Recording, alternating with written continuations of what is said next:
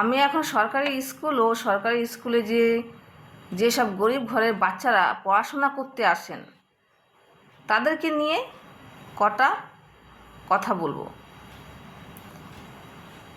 কথাটা হলো যে, আচ্ছা একটা কথা বলুন তো, যারা সরকারি স্কুলে যেসব গরিব ঘরের বাচ্চারা পড়াশোনা করতে আসেন তারা মানুষ নয়? তারা কি আপনার ঘরের বাচ্চার মতো নয়?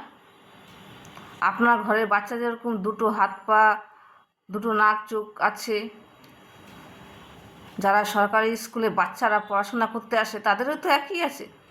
আপনার বাচ্চার যেই বোধ বুদ্ধি, তাদেরও তো সেম বোধ বুদ্ধি রয়েছে, তাই না? তো কথাটা হলো যে, সরকারি স্কুলের সিস্টেমগুলো যে আছে অনেক জায়গায় আছে জঘন্য জঘন্য। এক বর্ষাকালে ওই অ্যাডভেস্টার না কি বলে, ওইগুলো ফেটে জল পড়ে, চাল চলা ঠিক নেই। তারপর তারা যে পড়তে বসে জায়গাটা, সেই জায়গাটাও ঠিক নেই। মেঝেতে পড়তে বসে। কেন মেঝেতে কেন পড়তে বসবে?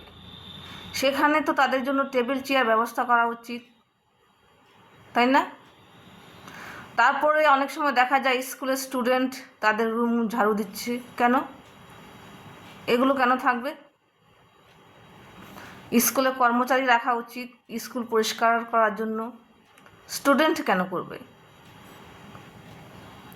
তারপরে যে খাবার দেয় স্কুলে, সরকারি স্কুলে যে খাবারের ব্যবস্থা, সে স্টুডেন্টগুলো কি করে?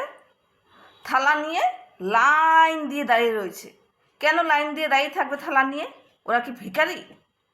ভিখারিরা থালা নিয়ে দাঁড়িয়ে থাকে যে ভিখারিদের আপনি কখন দেবেন তখন ভিখারি খাবে। এরকম সিস্টেম কেন? ডাইনিং হল হওয়া উচিত স্কুলে। সরকারি স্কুলগুলোতে ডাইনিং হল হওয়া উচিত, যেখানে খাবারের ব্যবস্থা করা হয়েছে। স্টুডেন্ট থালা নিয়ে দাঁড়িয়ে থাকবে না খাবারের জন্য, লাইন দেবে না, ওরা ভিখারি নয়। এই ব্যবস্থাগুলো দেখা উচিত এবং করা উচিত। যে এখন নতুন সরকার হয়েছে আমাদের বেঙ্গলে, অবশ্যই দেখা উচিত। স্টুডেন্ট পড়তে গেছে, সেখানে না ঘর পরিষ্কার করতে গেছে, না লাইন দিতে গেছে, এগুলো দেখা উচিত। তারপরে এই যে গরমকালটা, কি গরম! অনেক স্কুলে ফ্যান আছে, আবার অনেক স্কুলে ফ্যান নেই। ফ্যানের ব্যবস্থা করা উচিত। প্রাইভেট স্কুলগুলোর ব্যবস্থা দেখেছেন? প্রত্যেকটা রুমে এসি ফ্যান সব আছে। সেসব স্কুলে বাচ্চারা টেবিল চেয়ারে পড়তে আসে, তারা লাইন দেয় না বা তাদের রুমগুলো পরিষ্কার করে না তারা নিজেরা। ঠিক সেই ব্যবস্থাই করা উচিত সরকারি স্কুলগুলো। আমার তো মনে হয় প্রাইভেট স্কুল থেকে সরকারি স্কুলগুলো ভালো হওয়া উচিত। সেখানে এসিরও ব্যবস্থা করা উচিত সরকারি স্কুলগুলোতে।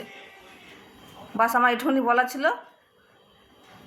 ভেবে দেখ, যিনি এখন বর্তমানে নতুন মুখ্যমন্ত্রী হয়েছেন, তার কাছে আমার এই আবদারটা রইল, একটু ভেবে দেখবেন।